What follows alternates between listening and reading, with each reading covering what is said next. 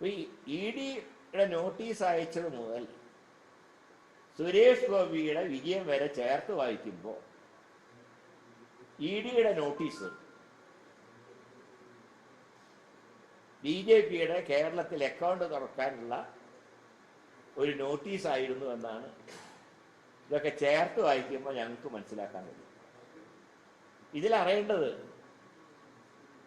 ആ നോട്ടീസ് ഇപ്പോഴും പിൻവലിച്ചതായിട്ട് രേഖയില്ല. ഒരിക്കൽ ഇഷ്യൂ ചെയ്ത് കഴിഞ്ഞാൽ അത് എൻക്വയറി നടത്താതെ അത് സ്റ്റോപ്പ് ചെയ്യാനും പാടില്ല. അപ്പോൾ ഇപ്പം അതിൻ്റെ അവസ്ഥ എന്താ? നോട്ടീസ് അയച്ചവർക്ക് അറിഞ്ഞുകൂടാ, അവർ സ്ഥലം മാറിപ്പോയി.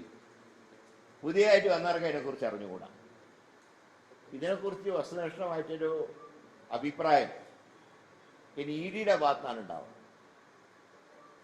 എന്തിന് നോട്ടീസ് അയച്ചു? ഞങ്ങളാരും മുഖ്യമന്ത്രിയുടെ മകനെ കുറിച്ച് ഞങ്ങളൊന്നും പറഞ്ഞിട്ടൊന്നുമില്ല.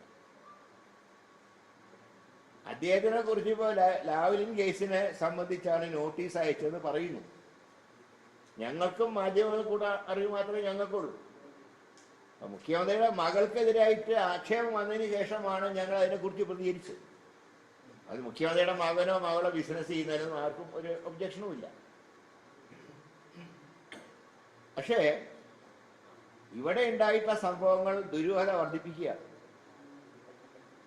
അപ്പോൾ ഇ ഡി എല്ലായിടത്തും ബി ജെ പിയുടെ ഏജന്റുമാരായി കോൺഗ്രസ് ഉൾപ്പെട്ട ഇന്ത്യ സഖ്യത്തിലെ മുഖ്യമന്ത്രിമാരെ തെരഞ്ഞുപിടിച്ച് ഉപദ്രവിക്കുമ്പോഴാണ്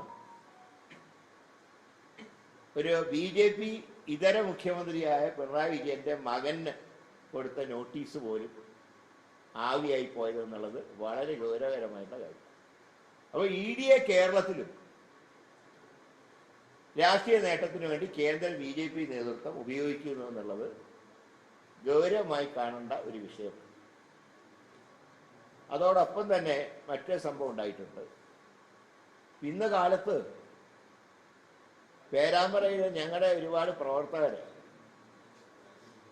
ഇന്ന് പോലീസ് കാലത്ത് വീടുകൾ വളഞ്ഞ് അറസ്റ്റ് ചെയ്ത് കൊണ്ടുപോയിട്ടുണ്ട്. പറയുന്നത് സ്ഫോടക വസ്തുക്കൾ എറിഞ്ഞുമാണ്. ഒരു കാര്യം അതിലുള്ളത്, ഇപ്പൊ ഷാഫി പറമ്പിൽ എം പിയെ പോലീസ് മർദ്ദിച്ചതിന് ശേഷം അവിടെ റൂറൽ എസ് പി ഒരു കാര്യം പറഞ്ഞു. അദ്ദേഹം പറഞ്ഞു, ഞങ്ങൾ ലാത്തി ചാർജിന് നേതൃത്വം കൊടുത്തിട്ടില്ല. ഏതോ പോലീസുകാർ ഞങ്ങളൊന്നും ഉത്തരവില്ലാതെ എം പിയെ തല്ലി. അത് വ്യക്തമായിട്ട് റൂറൽ എസ് പി പറഞ്ഞ വാചകം.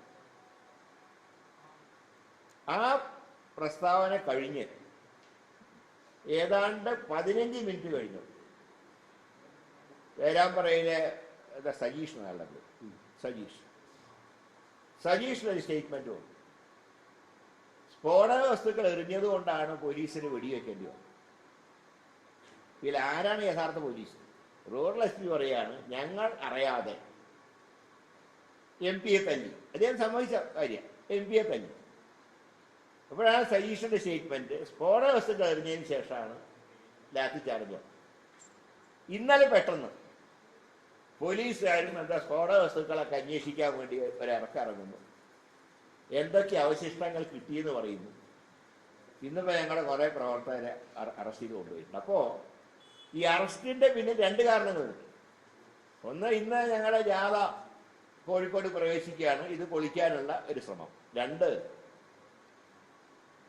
ഒരു പോലീസ് ഉദ്യോഗസ്ഥൻ കുറ്റസമ്മതം നടത്തിയതിന് ശേഷം ആഭ്യന്തര വകുപ്പ് കൈകാര്യം ചെയ്യുന്ന പാർട്ടിയുടെ ഒരു ലോക്കൽ നേതാവ് പുതിയ കണ്ടുപിടുത്തം നടത്തുക. ഇതിന്റെ വസ്തുത എന്താണ്? ഞങ്ങൾ അതുകൊണ്ടാണ് പറയും ഇതിനെക്കുറിച്ച് സമഗ്രമായൊരു അന്വേഷണം നടത്തണം എന്ന് ഞങ്ങൾ പറയാൻ കാരണം ഈ 2 സംഭവങ്ങൾ ചേർത്ത് വച്ചാൽ